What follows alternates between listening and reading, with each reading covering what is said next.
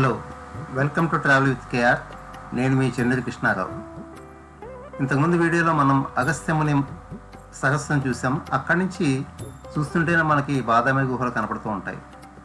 అగస్త్యముని సరస్సు ఆ చుట్టుపక్కల చూడటానికి 2 గంటలే పట్టింది. అంటే 11 గంటల దాకా చుట్టుపక్కలే ఉన్నాం.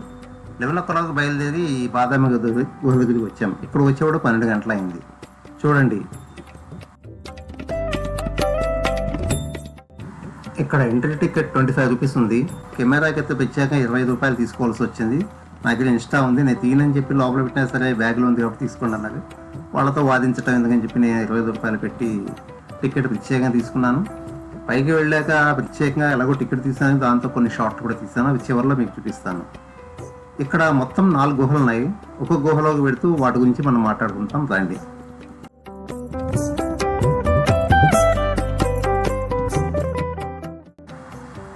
కర్ణాటకలోని బాగలకోట జిల్లాలో ఉన్న ఈ బాదామి గుహాలయాలు 6వ శతాబ్దానికి చెందిన అద్భుతమైన రాతి కట్టడాలు. ఇవి చాళుక్యుల శిల్పిలో నిర్మించిన 4 గుహల సముదాయం. ఇక్కడ హిందూ, జైన మతాలకు సంబంధించిన శిల్ప కళాఖండాలు ఎన్నో ఉన్నాయి. ఇవి ఎర్రటి ఇసుకరాయి కొండలను తులిచి నిర్మించారు. ఇకపోతే వీటి నిర్మాణ శైలి ఉత్తర మరియు దక్షిణ భారత శిల్పకళా శైలుల కలయికతో ముఖ్యంగా చాళుక్య వాస్తు శిల్పానికి ప్రతీకగా నిలుస్తాయి.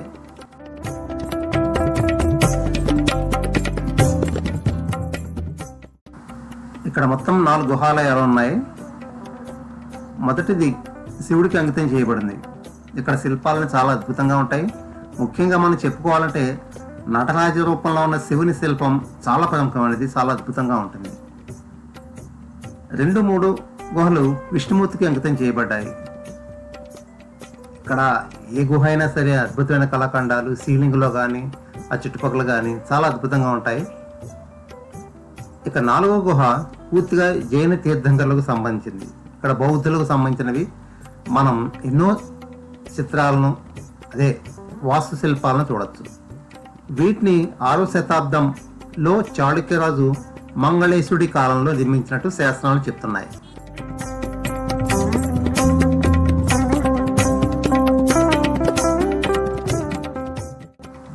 వీటన్నిటిలోకి పూర్తిగా ప్రాచీనమైనది 1వ గుహ దేవాలయం. ఇది 5వ శతాబ్దంలో నిర్మించబడింది. దీనిలో శివుడిని అర్ధనారీశ్వర, హరిహర అవతారాల్లో చెక్కారు. ముఖ్యంగా నాట్యం చేస్తున్నట్టుగా ఉన్న నటరాజుగా కూడా చూపారు. శివుడికి కుడి భాగంలో హరిహర అవతారం, ఎడమ భాగంలో విష్ణుమూర్తి అవతారం చాలా అద్భుతంగా చెక్కబడ్డాయి. దీనిలోనే మహిషాసురమర్దిని, గణపతి, శివలింగం, షణ్ముఖ శిల్పాలు కూడా చాలా అద్భుతంగా, చాలా ఎంతో నైపుణ్యతతో చెక్కడం మనం చూడవచ్చు. 2వ గుహాలయం ముందు చెప్పినట్టుగా ఇది పూర్తిగా విష్ణుమూర్తికి అంకితం చేయబడింది. ఇక్కడ వరాహ, త్రివిక్రమ అవతారాల్లో విష్ణుమూర్తిని మనం చూడడం జరిగింది. విష్ణుమూర్తి, గరుడ అవతారాలు దేవాలయ పైభాగాన చాలా అద్భుతంగా మలచడం మనం చూడవచ్చు. ఈ కొండలలో రాయిని తులుచుకుంటూ ఇంత అద్భుతంగా, అంటే దీన్ని చూస్తున్న మనకు అజంతా ఎల్లోరా కేవ్స్ కూడా గుర్తుకొస్తూ ఉంటాయి. ఆ శ్రమ, ఆ పనితనం కూడా మనస్సు ఎంతో ఆదరం అవుతుంది కూడా. 3వ గుహాలయంలో 100 అడుగుల లోతు ఉంటుంది. అంటే 100 అడుగుల కొండరాయిని తొలిచి ఈ గుహాలయాన్ని నిర్మించారు విష్ణుమూర్తి కోసం. నరసింహ అవతారంలో కనబడతాడు ఇక్కడ మనకి విష్ణుమూర్తి. ఇంతేకాక పర్యాటకులు అదనంగా ఇక్కడ మన శివపార్వతుల కళ్యాణ సంబంధించిన శిల్పాలను కూడా చూసి ఆనందించవచ్చు.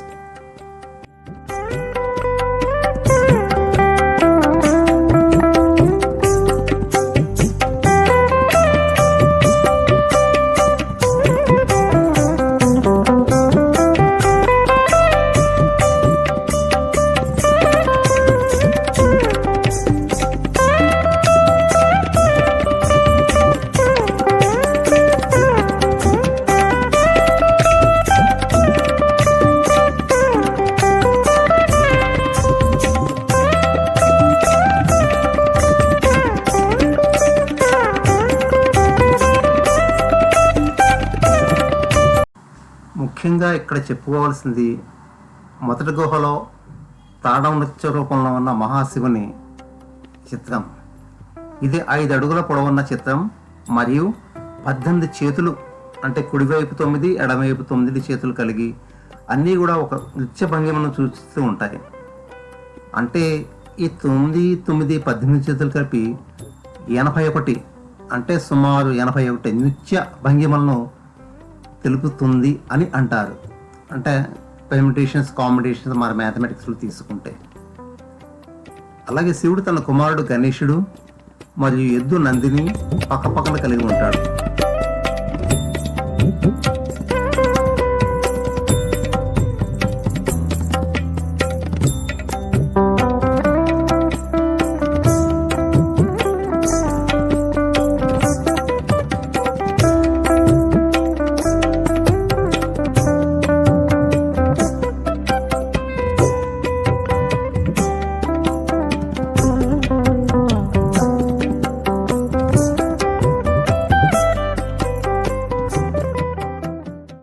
ఇక 4వ గుహాలయం, ఇది పూర్తిగా జైన్లకు సంబంధించింది.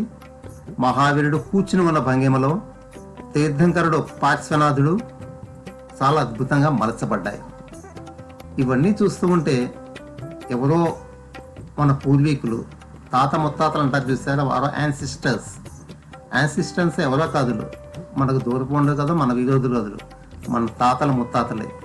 వాళ్ళని కలిసినట్టు, వాళ్ళు మన కోసం ఎదురు చూస్తున్నట్టు, వాళ్ళతో మనం ఏదో మాట్లాడుతున్నట్టు ఎంతో ఫీలింగ్ కలుగుతుంది. వాటిని ముట్టుకున్న ఆ పక్కల కాసేపు కూర్చున్నా ఏమో నాకు అలా అనిపిస్తూ ఉంటుంది.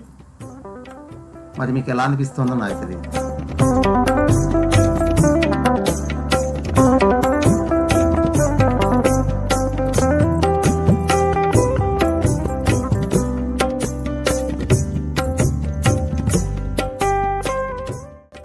ఇటువంటి చిత్రాలను చెక్కేటప్పుడు ఎంతో నైపుణ్యం, ఎంతో జాగ్రత్త ఉండాలి. ఎందుకంటే ఎక్కడ ఒక చిన్న పొరపాటు జరిగినా సరే, చాలా చిన్న పొరపాటు జరిగినా సరే మొత్తం పరిపూర్ణంగా చెక్కాల్సి వచ్చేది. అంటే ప్రాణాలను పెట్టి చెక్కారు. అది తలుచుకుంటేనే ఎంతో ఆనందం, వాళ్ళ మీద ఎంతో గౌరవం పెరుగుతూ ఉంటుంది. అంతే కదా మరి.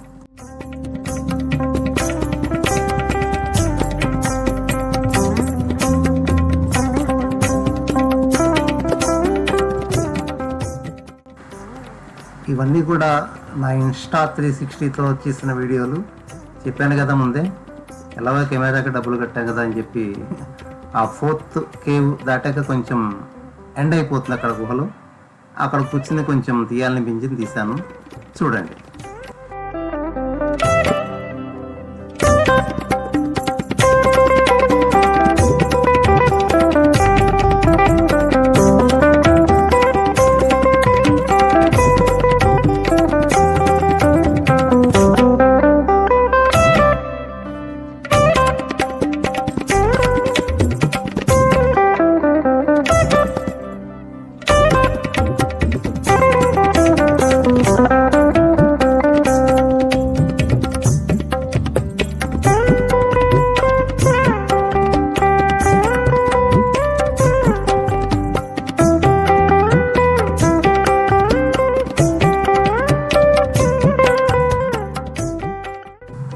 ప్రతి గుహలోనూ కూడా విశాలమైన మండపాలు, స్తంభాల మీద అద్భుతమైన పనితనం, సీలింగ్లో కూడా అద్భుతమైన సౌందర్య శిల్పం వాడిని కట్టిపడేస్తుంది.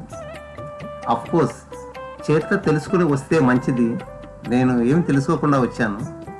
తర్వాత చూశాక అబ్బా చాలా ఉంది, ఇదంతా తెలుసుకుని పెడితే ఉండేది కదా అనిపించింది. కొంతవరకు మీకు వివరాలు అందించగలిగాను. మిగతావి మీరు కొన్ని మిగతా వీడియోల్లో కానీ లేదా ఎక్కడైనా కొంచెం ఇన్ఫర్మేషన్ తీసుకుని పెడితే ఇంకొంచెం మనసుగా హత్తుకునేలా మనకి ఉంటుంది ప్రయాణం.